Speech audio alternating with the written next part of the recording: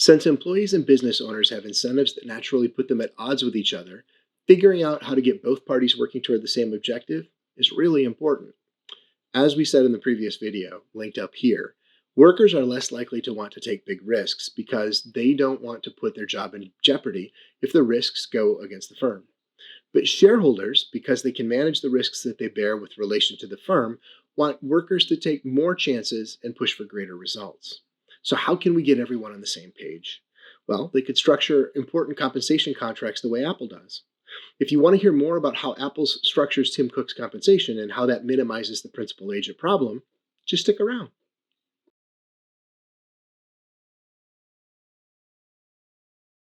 Back in 2011, the board of directors of Apple, immediately after promoting Tim Cook to CEO, awarded him more than 1 million shares of Apple. Why would they do that? His annual salary is about $3 million a year, and his annual bonus payments are somewhere around another $7 million per year. So if they're already paying him $10 million, why should they give him 1 million shares of company stock? Well, if he holds $100 million worth of company stock, but makes $10 million a year in compensation, is he going to act more like a manager or more like an owner? He has much more incentive to act like an owner. Principal agent problem solved. Now, if they just give every employee tens of millions of dollars worth of equity, wait, I can't even finish that sentence. There is no way that they can afford to do that. So, how can we achieve goal alignment with other employees when we can't even afford to give them all 10 times their annual salary in stock? We might consider giving them stock options. Stock options give the employee the right to buy shares at a predetermined price. Imagine Apple stock is trading for $100 per share, and we issue options to the managers, letting them buy shares for $100 per share.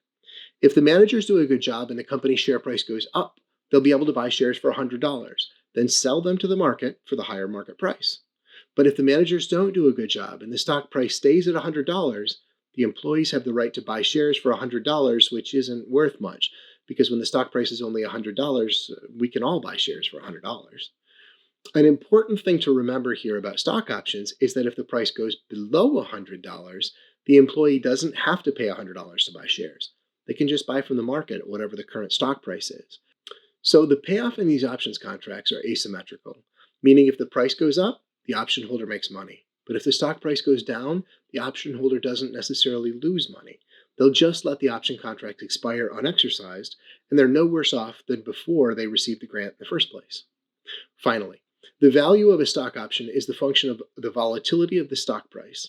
If the stock moves an average of $20 per year on a $100 stock, then a year from now it would be reasonable for the stock price to be at either $80 or $120 per share, meaning the employee has, let's call it a 50-50 shot, even though that's not quite true, chance of either making $20 or losing $0, making the option worth something like $10 or 50% of the $20 they would get if things go their way.